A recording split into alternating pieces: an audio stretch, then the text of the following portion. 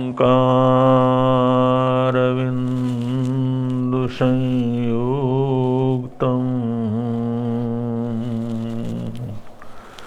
नित्यं ध्यायन्ति योगिनः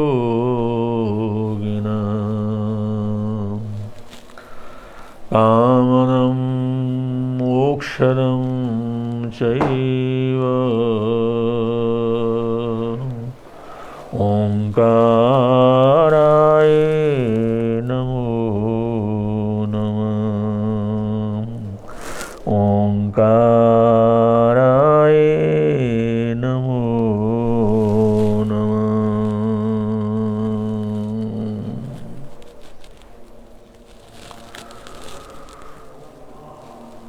प्रसंग आता है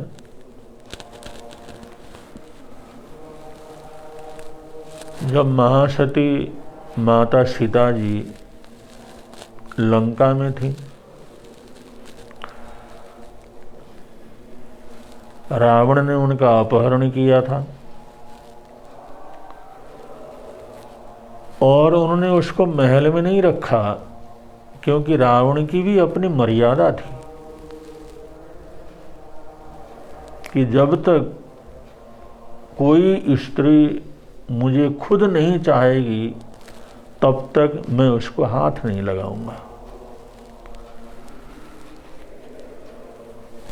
ये हमारे भारत की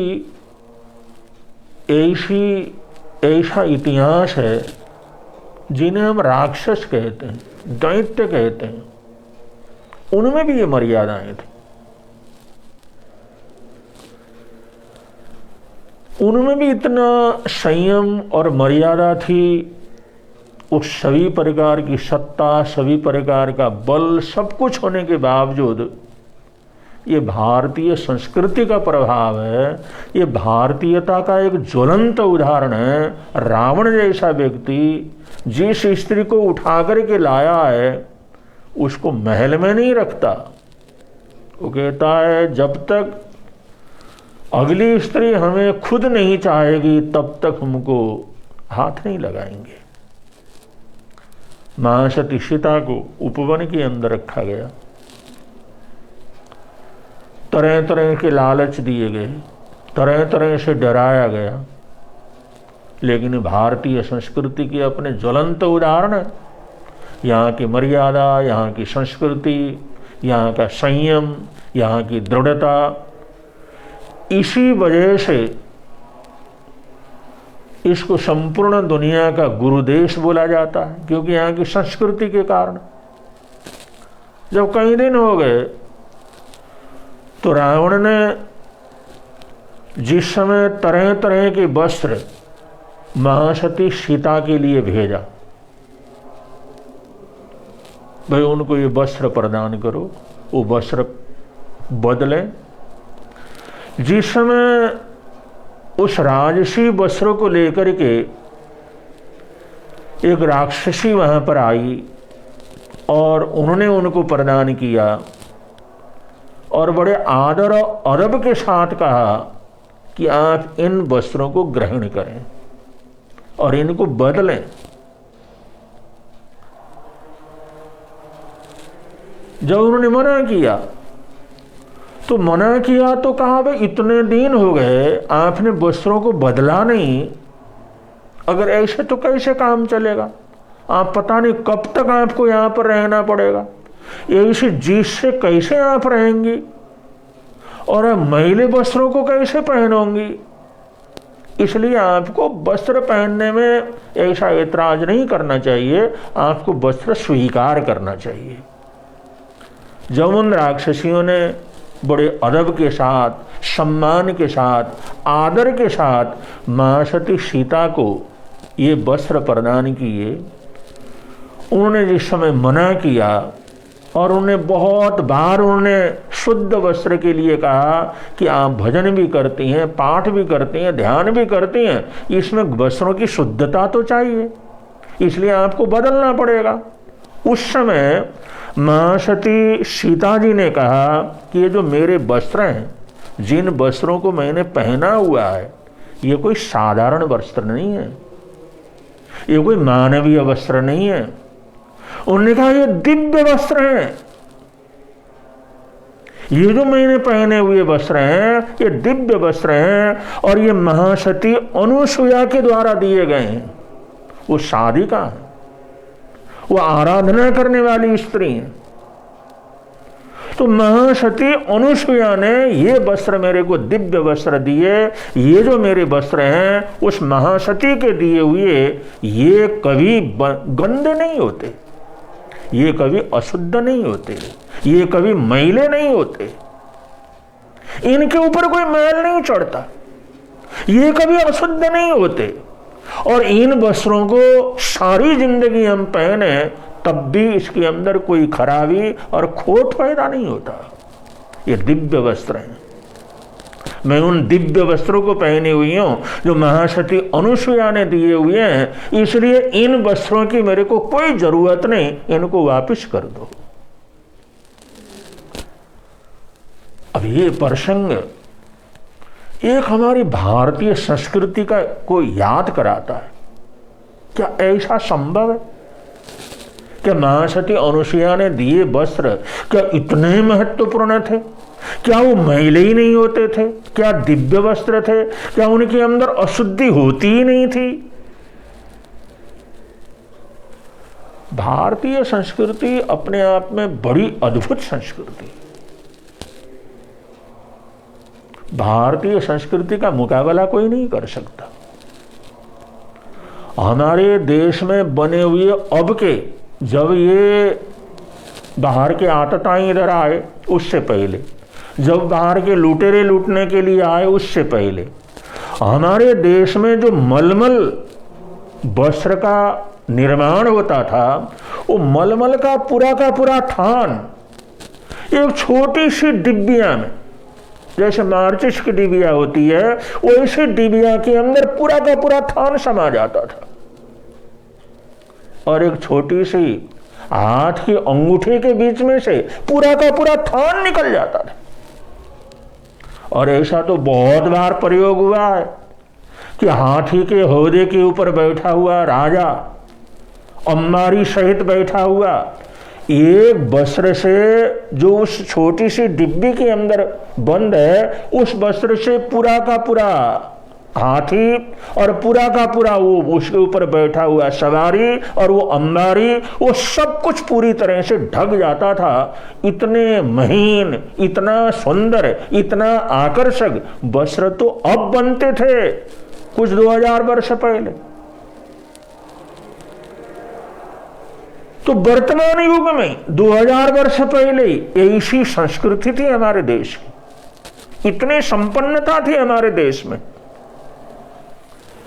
और महासती सीता के समय, रामचंद्र जी के समय, वो तो हमारे सारा देश एक गुरुकुल की संस्कृति के साथ जुड़ा हुआ था। गुरुकुल के अंदर पढ़ाई होता था, सन्यासी लोग पढ़ाई करते थे, पढ़ाते थे, उनको योग्य बनाते थे। एक गुरुकुल के अंदर 64 प्रकार की कलाएं और 72 प्रकार की कलाएं सिखाई जाती थी, उनको सर्वदा योग्य बनाया जाता था। यह हमारी देश की संस्कृति थी। और हमारा देश ये गुलाम होने से पहले सारी दुनिया में वस्त्रों का एक्सपोर्ट करता था और दूसरी दुनिया के अंदर, दूसरे देशों के अंदर जाने वाला हमारा जो देश का कपड़ा था, उस कपड़े के एवज में वहां से सोना मिलता था। सोने से तौल करके वस्त्र दिया जाता था, वस्त्र देते थे और उनका तौल का सोना अपने पास आता था। इसलिए तो इसको सोने का भंडार बोला जाता है, सोने की चिड़िया बोला जाता है। इतना सोना का, दुनिया भर का सोना यहां पर आता था। और भारतवर्ष की स्टील, यहाँ की स्टील का इतना महत्व था। ये तो ऐतिहासिक प्रसंग है, ये तो सारे के सारे डॉक्यूमेंट यहाँ पर हैं कि भारत का स्टील, भारत के अंदर स्टील बनाने की जो है कला है, सबसे पहले यहाँ पर जो है पैदा की गई, यहाँ शोध किया गया। यहाँ का स्टील पूरे दुनिया के अंदर जाता था। पानी के जहाज बनाने के लिए यहाँ के स्टील का प्रयोग किया जाता था और वो स्टील ऐसा था जो 1000 वर्ष तक भी उसके अंदर कोई जंग नहीं लगता था। इसलिए हमारा देश का जो स्टील जाता था उसके एवज में सोना हमारे देश को मिलता था। इतना वैभव, इतनी समृद्धि हमारे देश में रही है कि भारत ने ये सारी चीजें अपने बलबूते के ऊपर पैदा की थी, अपने देश की समृद्धि को बढ़ाया था, अपने देश के वैभव को बढ़ाया था। और इसमें तो कोई शक नहीं, क्योंकि जब तक ये सीमेंट ये अंग्रेजों ने शुरू किया, सीमेंट की फैक्ट्री इन्होंने शुरू किया, और सीमेंट कितना देर तक रहता है। लेकिन इससे पहले हमारे देश में हर गांव के बाहर, प्रत्येक गांव के बाहर, जितने भी हमारे देश के अंदर जिले और गांव हैं, उन गांव के बाहर चूने की भट्टियां हुआ करती थी और उसमें बहुत लोगों को काम धंधा मिलता था। और चूने की भट्टी, और जिस समय वो पत्थरों से चूना बनाया जाता था, चूने की भट्टियां चलती थी। उन चूने की भट्टियों में चूना बनाने के लिए उसके अंदर दूध डाला जाता था, पानी की जगह दूध का प्रयोग किया जाता था। और ऐसा सॉलिड चूना जो हजार हजार वर्ष तक, 2-2 वर्ष तक उसमें क्रैक में ना आए, जरा सा भी वो इधर उधर न हो, ऐसा मजबूत चूना हमारे देश के अंदर बनता था। इतनी समृद्धि थी।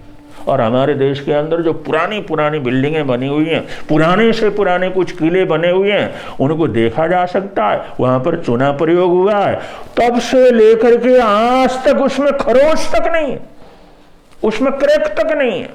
वो दीवार इतनी मजबूत है, आज भी इतने दीवार मजबूत हैं। ये भारतीय चूने का प्रयोग था। तो हमारे देश में जितने पुल बनते थे या हमारे देश में जितने बिल्डिंगें बनती थी, वो चूने से बनती थी और इतनी मजबूत होती थी। और उसके अंदर न सर्दी लगती थी न गर्मी लगती थी। गर्मी के अंदर वो दीवारें ठंडी हो जाती थी और ठंडी के अंदर वो दीवारें गर्म होती थी। ये हमारे देश की कलाकारी रही है, हमारे देश की संस्कृति रही है, हमारा देश का वैभव रहा है। तो हमारे देश में एक चीज नहीं, ऐसे पता नहीं कितनी चीजों का निर्माण होता था जो दुनिया के अंदर कहीं पर भी उपलब्ध नहीं होते थे। इसलिए हमारे देश में ऐसी ऐसी चीजें थी, और जिसका जिक्र रामायण के अंदर आया है। महासती जी कहती हैं कि ये देवदुष्य वस्त्र हैं और ये जो है दिव्य वस्त्र हैं, महासती अनुसुईया ने जिए हुए हैं, इसलिए ये कभी अशुद्ध नहीं होते, कोई देवलोक से आए हुए नहीं थे। मतलब बनावट उनकी ऐसी थी, दिव्य बनावट थी। और इसका जिक्र, इसके प्रमाण हमारे जैन शास्त्रों के अंदर भी आए कि जो भी तीर्थंकर हैं, जिस समय तीर्थंकर दीक्षा लेते हैं, उस समय देवदुष्य वस्त्र पहनते हैं, उनको जो है देवदुष्य वस्त्र प्रदान किया जाता है। उन वस्त्रों को धारण कर लेते हैं, वो ऊपर से नीचे तक एक ही रहता है। तो उस वस्त्र को धारण करते हैं, वो कभी गंदा नहीं होता, वो कभी खराब नहीं होता, कोई अशुद्ध नहीं होता। जितने भी तीर्थंकर हैं वो दिव्य उन्हीं वस्त्रों को, देवदुष्य वस्त्रों को धारण करके अपनी साधना में, आराधना में आगे बढ़ते थे। तो ये हमारे देश की संस्कृति है, हमारे देश का ये वैभव है, हमारे देश का उज्जवल जो है इतिहास है। इस चीज को हम समझें, जानें और अपने देश के प्रति एक सद्भावना, देश प्रेम, राष्ट्रीय भावना हमारे जीवन के अंदर जगाएं। तो हम उसी अपने निजी भारत की तरफ, वैभव संपन्न भारत की तरफ धीरे धीरे लौट भी सकते हैं और आज भी हम जिंदगी के अंदर बहुत कुछ कर सकते हैं। ऐसा भाव हर नागरिक के मन के अंदर रहना चाहिए। इन्हीं मंगल कामनाओं के साथ आज के इस विवेचन शब्दों को बंद करते हैं। बोलिए भगवान।